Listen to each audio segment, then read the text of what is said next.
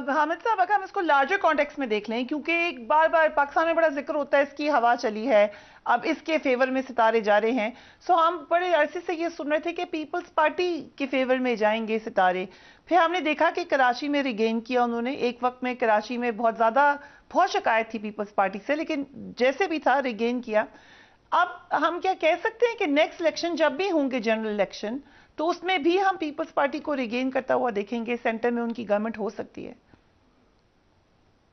फिलहाल ये मुश्किल नजर आ रहा है, डिस्पाइट द फैक्ट कि अभी जो आज़ाद कश्मीर के जिला बाग में जो एक बाई इलेक्शन हुआ था उसमें पीपल्स पार्टी जीत गई है। लेकिन वहां पे वो जो पीपल्स पार्टी वहां पे जीती बाग में, और आज कराची में जो मेयर का इलेक्शन जीती है, तो उससे शायद लोग ये समझ रहे हैं कि पीपल्स पार्टी की हवा चल गई है। लेकिन जो बिहाइंड द सीन जो अंदर की बात है वो बिल्कुल डिफरेंट है। बाग में तो जो ताकतवर लोग हैं वो तो पीपल्स पार्टी को नहीं जितवाना चाहते थे, वो तो मुस्लिम लीग नून को जितवाना चाहते थे। तो लेकिन वहां पे कुछ सूरत ऐसी बन गई थी कि वहां पे जो जमात इस्लामी है और सरदार तनवीर इलियास साहब हैं जो इस्तेकाम पाकिस्तान पार्टी में शामिल हो गए हैं, और पीपल्स पार्टी और कुछ और लोकल बरादरियां जो हैं ये इकट्ठी हो गई थी मुस्लिम लीग नून के खिलाफ। इसलिए इकट्ठी हो गई थी कि मुस्लिम लीग नून के कैंडिडेट के बारे में ये तासुर कायम हो गया था कि इसको जितवाने का फैसला कर लिया गया है। तो कुछ बरादरियां इकट्ठी हो गई और उन्होंने बरादरी की पॉलिटिक्स की और जिरगे बुलाए और बंद कमरों में उन्होंने कस्मे वादे किए कि हमने हर सूरत में मुस्लिम लीग नून को हराना है। तो बाग में मुस्लिम लीग नून नहीं हारी, बाग में जो मुस्लिम लीग नून के सरपरस्त हैं वो हार गए हैं, जिसकी वजह से जो पीपल्स पार्टी है उसने झटका भी दिया है जो लोग वहां पे मुस्लिम लीग नून को सपोर्ट कर रहे थे। तो इससे आप ये अंदाजा लगा सकते हैं कि मुस्लिम लीग नून और पीपल्स पार्टी के ताल्लुकात अच्छे नहीं है। आज कराची के मेयर के इलेक्शन में जो मुस्लिम लीग नून के 14 वोट थे, उनकी मदद से मुर्तजा वहाब जो हैं वो मेयर बने हैं, जो कि बड़े इंपॉर्टेंट हैं। 14 वोट बड़े इंपॉर्टेंट है, अगर ये 14 वोट निकल जाए तो मुर्तजा वहाब साहब मेयर नहीं रहते। लेकिन मुझे ये लग रहा है कि पंजाब में सूरत हाल बिल्कुल मुख्तलिफ होगी, और यहाँ पर फिरदौस आशिक अवान साहबा माने या ना माने, यहाँ पे मुस्लिम लीग नून और इस्तेकाम पाकिस्तान पार्टी मिलकर पीपल्स पार्टी को और पीटीआई को साइड लाइन लगाने की कोशिश करेंगे। और अगर पीपल्स पार्टी पंजाब में को ज्यादा सीटें हासिल नहीं करती तो फिर मुश्किल है कि मरकज में उनका प्राइम मिनिस्टर आए। हो सकता है कि मरकज में भी वही हो जो इस वक्त चल रहा है। तो मुझे तो ज्यादा यही लगता है कि जो अगला इलेक्शन होगा जब भी होगा, तो जो इस वक्त पाकिस्तान में एक हुक्मरान इत्तेहाद चल रहा है, अल्टीमेटली ये सारे जो हैं आपस में लड़ते रहेंगे, एक दूसरे को बुरा भला कहते रहेंगे, लेकिन आखिरकार इन सबको शहबाज शरीफ ही को कबूल करना पड़ेगा। ओके, बड़ी इंटरेस्टिंग बात आपने की। इलेक्शन कब होते हुए नजर आ रहे हैं आपको? इलेक्शन तो मेरा ख्याल है कि अब किसी भी सूरत में अक्टूबर 2023 से आगे नहीं जाना चाहिए। लेकिन एक दफा फिर यहाँ पे एक इख्तलाफ है पीपल्स पार्टी और मुस्लिम लीग नून के दरमियान। पीपल्स पार्टी चाहती है कि अक्टूबर या ज्यादा से ज्यादा नवंबर के फर्स्ट वीक तक इलेक्शन हो जाए, लेकिन मुस्लिम लीग नून के अंदर एक ग्रुप है जो चाहता है कि ये इलेक्शन डिले हो जाए और ये मार्च 2024 तक चला जाए। तो लेट्स सी इसमें क्या होता है, क्योंकि अगर इसको अक्टूबर या नवंबर से आगे लेके जाने की कोशिश की जाएगी तो ये बिल्कुल एक अनकॉन्स्टिट्यूशनल चीज होगी। लेकिन क्योंकि अब अनकॉन्स्टिट्यूशनल चीजें तो हर जगह पे हो रही हैं, अगर पीपल्स पार्टी जो है वो कराची में जो आज किया उन्होंने, तो उसको अगर वो कॉन्स्टिट्यूशनल कहती है तो मुस्लिम लीग नून कहेगी कि फिर हम भी इलेक्शन जो है उसको मार्च 2024 तक ले जाते हैं, तो ये भी कॉन्स्टिट्यूशनल होगा। तो अगर हमने आपको कराची में 14 वोट दे के तो आपको मेयरशिप दिलवा दी है, तो अब आप भी यहाँ पे इस्लामाबाद में हमारी मदद करें। तो ये गिव एंड टेक की पॉलिसी है। तो जिस तरह माजी में पाकिस्तान तहरीक इंसाफ जो है उसने 2018 से लेकर 2022 तक किसी तरह इस्टेब्लिशमेंट के साथ गिव एंड टेक किया, और बलोचिस्तान अवामी पार्टी बाप पार्टी के साथ मिलकर उन्होंने इक़्तिदार के मजूटे उठे। तो अब वही कुछ मुस्लिम लीग नून और पीपल्स पार्टी उसी बाप पार्टी के साथ मिलके इक़्तिदार के मजे लूट रही है। तो असल में जो इंपॉर्टेंट चीज है वो बाप है, माँ इंपॉर्टेंट नहीं है यहाँ की सियासत में। Okay, very well said. मुझे ये बताइएगा, पंजाब में बैटल ग्राउंड होता है, पंजाब के दो हम तो कुछ अर्से पहले तक यही नजर आता था कि पीटीआई और पीएमएलएन का मुकाबला है वहां पर। अब पीटीआई बहुत शदीद मुश्किलात में है। पीएमएलएन बार बार ये कहती है कि जब तक नवाज शरीफ साहब वापस नहीं आएंगे हमारी कैंपेन वैसे नहीं होगी।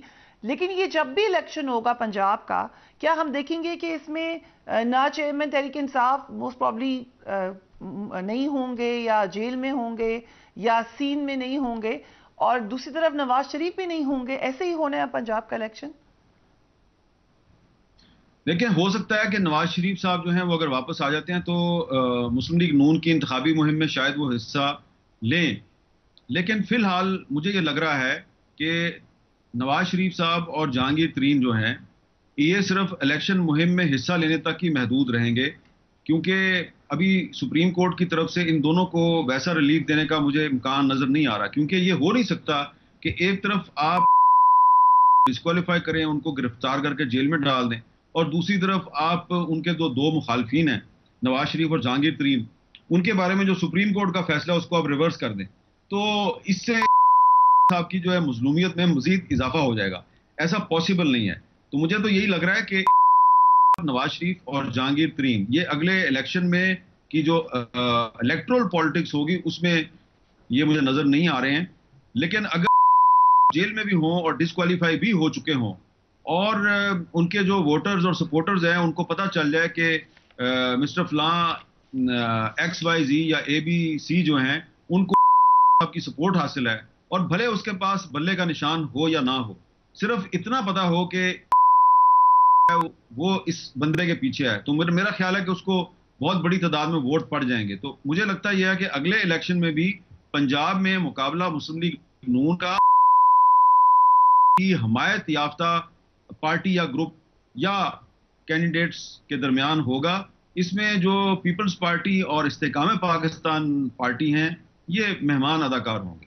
सो ये स्पॉयलर्स भी हो सकते हैं, और अगर स्पॉयलर्स होते हैं खासतौर पर इस्तेकाम पार्टी, आपको क्या लगता है किसको फायदा होगा इस्तेकाम पार्टी के बनने से या उसके इलेक्शन में जाने के? किसका वोट काटेगी वो? देखें, to be very frank, Istehkam Pakistan party में बहुत से लोग जो हैं उनके साथ मेरी बहुत पुरानी न्याजमंदी है, मैं उनको नाराज नहीं करना चाहता। लेकिन ये पार्टी जो है ये अभी तक इसका ना आइन है, ना इसका मंशूर है, ना इसका कहीं पे कोई ऑफिस है, ना सेक्रेटेरिएट है, और पार्टी जो है ये हवा में बना के तो इसको मुसल्लत करने की कोशिश की जा रही है। ठीक है, फिरदौस आपा जो हैं वो बड़े अच्छे तरीके से अपना केस पेश करती हैं, और जहांगीर तरीन साहब भी जो हैं वो बड़ी अच्छी प्रेस कॉन्फ्रेंस कर लेते हैं। लेकिन अभी तक जो इस्तेकाम पाकिस्तान पार्टी ने जो चीज़ आपके सामने पेश की है वो क्या है कि फवाद चौधरी जो हैं वो मीडिया के कैमरों से अपना मुंह छुपा रहे हैं, ये चीज़ पेश की है। और क्या पेश किया है कि अली जैदी साहब जो हैं वो 3 दिन पहले तक कह रहे थे कि मैं अपने माथे पे गोली खा लूंगा लेकिन छोड़ूंगा, और उसके बाद वो छोड़ के और मुस्कुराते हुए आगे बैठ गए। तो ये अगर ये चीज आपने पेश करनी है और आपके पास कोई प्रोग्राम नहीं है, कोई मंशूर नहीं है, तो प्रोग्राम और मंशूर की अदम मौजूदगी में फवाद चौधरी का मुंह छुपाना और अली जैदी का सुल्तान राइट टाइप डायलॉग बोलना और फिर उस डायलॉग से यू टर्न मारना, मेरा ख्याल है कि पाकिस्तान के लोग अभी इतने भी गए गुजरे नहीं हैं कि इस किस्म के लोगों को वोट देने पे वो तैयार हो जाएं। इसलिए मुझे नहीं लगता कि इस्तेकाम पाकिस्तान पार्टी आज के दिन तक हमारी पॉलिटिक्स में कोई मैटर करती है। पहले तो ये प्रोग्राम सामने लेके आए ना कि आपके पास कौन सा फार्मूला जिसके तहत आप पाकिस्तान के इक्तिसादी हालात में कोई तब्दीली लेके आएंगे।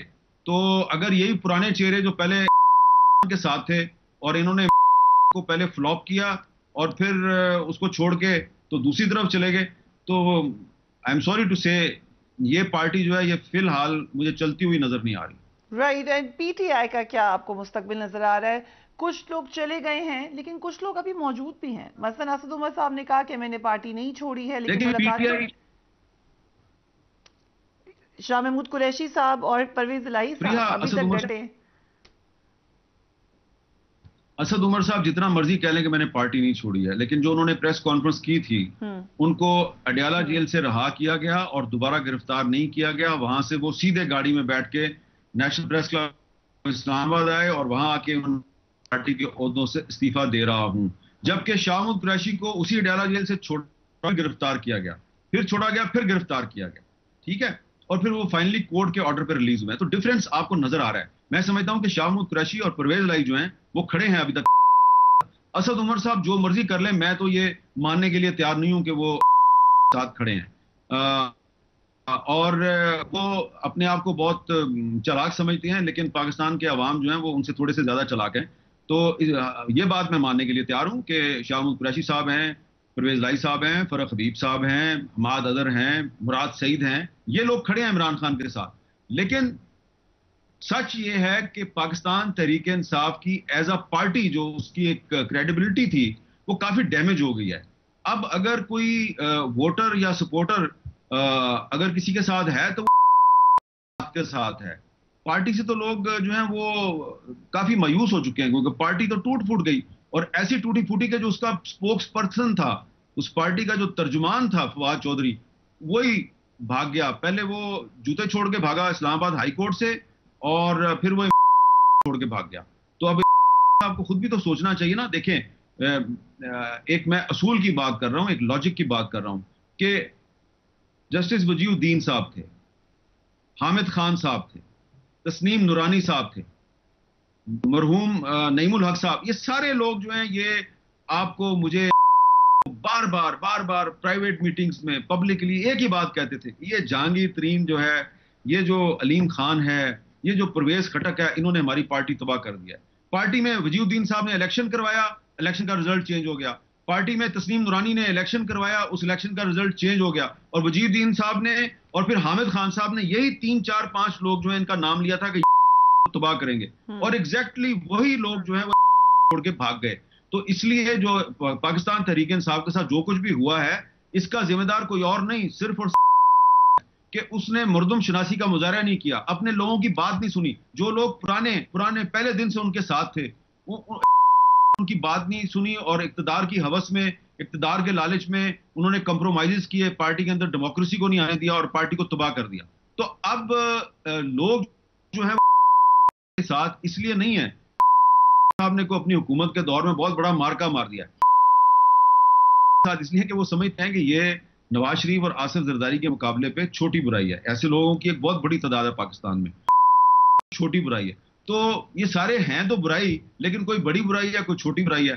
तो इसलिए आपको चाहिए कि अब अपनी गलतियों से सबक सीखें, और वो लोग जो पहले उनको सही निशानदेही कर रहे थे कि ये आदमी गलत है, इसके हाथ में पार्टी ना दो, ये पार्टी को हाईजैक करने आया। मुझे याद है हामिद खान साहब ने 2 दफा नहीं 3 4 दफा मुख्तलिफ टीवी शोज में, प्रेस कॉन्फ्रेंसों में कहा कि ये जहांगीर तरीन तहरीक इंसाफ को हाईजैक करने आया है, और बात नहीं सुनते थे। तो अब देख लें, वो हामिद खान साहब सही साबित हो गए हैं। आज भी सुप्रीम कोर्ट में वकील के तौर पे हामिद खान साहब ही पेश हो रहे हैं, और जहांगीर तरीन साहब जो है वो दूसरी साइड पे खड़े हैं। तो इमरान खान साहब को चाहिए कि अपनी गलतियों से सबक सीखें, और पाकिस्तान तहरीक इंसाफ को एक सही डेमोक्रेटिक पार्टी बनाएं, उसके अंदर डेमोक्रेसी लेके आएं, और डिफरेंस क्रिएट करें कि पीपल्स पार्टी और मुस्लिम लीग नून और तहरीक इंसाफ में क्या फर्क है। फर्क यही वो ला सकते हैं कि इस पार्टी के अंदर डेमोक्रेसी लेके आएं, तो फिर वो ये लोग नहीं कहेंगे कि ये छोटी बुराई है, लोग कहेंगे कि ये सबसे अच्छी पार्टी है। हामिद